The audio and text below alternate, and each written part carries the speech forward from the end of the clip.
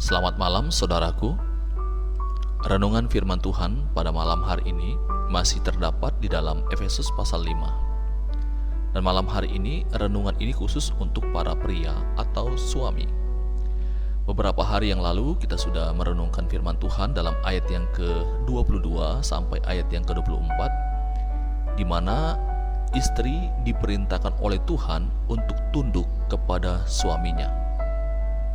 Tetapi Bapak Ibu, kalau kita melihat akan hal ini, perintah ini tidak hanya berhenti pada istri saja, melainkan diberikan juga perintah kepada suami, terdapat di dalam ayat yang ke-25. Hai suami, kasihilah istrimu sebagaimana Kristus telah mengasihi jemaat dan telah menyerahkan dirinya baginya. Sesuatu yang menarik bahwa sekalipun Tuhan memerintahkan istri untuk tunduk kepada suami, tetapi Tuhan tidak memerintahkan kepada suami untuk memerintah menjadi bos atas istri. Tetapi Tuhan memerintahkan suami untuk mengasihi istri. Bagaimana standar kasih yang dimaksud? Dalam ayat yang ke-25 ini mengatakan bahwa seperti Kristus mengasihi jemaatnya, dan kemudian dilanjutkan lagi tentang bagaimana Kristus telah menyerahkan dirinya bagi jemaatnya. Ini artinya Bapak Ibu bahwa seorang suami tidak menunggu istri terlebih dahulu tunduk kepadanya barulah ia dikasihi. Kristus tidak menunggu manusia melakukan kebaikan baru ia datang ke dalam dunia ini. Justru yang Alkitab katakan adalah ketika manusia masih hidup di dalam dosalah, ia datang ke dalam dunia ini untuk menyatakan kasihnya, mengorbankan dirinya bagi manusia.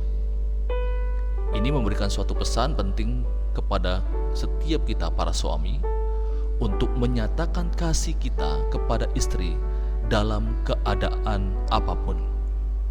Jadi, standar kepemimpinan seorang suami di dalam memimpin rumah tangganya adalah kasih Kristus. Ini penting sekali untuk para suami memahami akan hal ini. Karena jika tidak, maka suami akan menjadi seorang diktator dalam memimpin rumah tangganya. Pertanyaan selanjutnya adalah, mengapa suami yang menjadi kepala? Apa yang menjadi alasan sehingga laki-laki atau suami yang harus menjadi kepala dalam rumah tangga?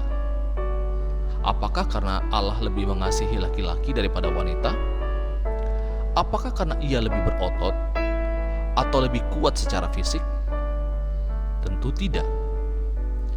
Ada dua alasan mendasar mengapa suami dipercayakan menjadi kepala dalam rumah tangga. Yang pertama adalah penunjukan pria sebagai kepala atau pemimpin dalam rumah tangga ini berkaitan erat dengan konsep Kristus sebagai kepala jemaat. Kristus yang adalah Allah mengambil identitas pria sebagai jasad ragawinya. Pria diidentikan dengan Kristus. Dan alasan yang kedua, karena anugerah Allah.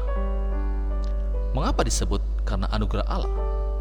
Saya mengajak kita untuk memperhatikan beberapa kisah pemilihan tokoh-tokoh Alkitab. Yang pertama adalah Yakub. Allah memilih Yakub yang berwatak buruk dan bukan Esau yang simpatik. Allah memilih Yehuda yang berzina dan bukan Yusuf yang baik hati. Allah memilih Musa yang tidak pandai bicara dan bukan Miriam dan Harun.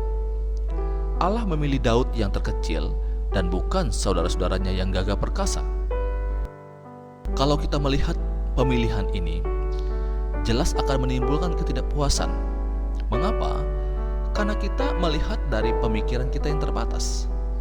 Jadi, ketika pria atau suami ditunjuk untuk menjadi kepala dalam rumah tangga, bukan karena ia lebih kuat, bukan karena dia lebih hebat, tetapi ini semata-mata adalah anugerah Allah, kepercayaan yang daripada Allah.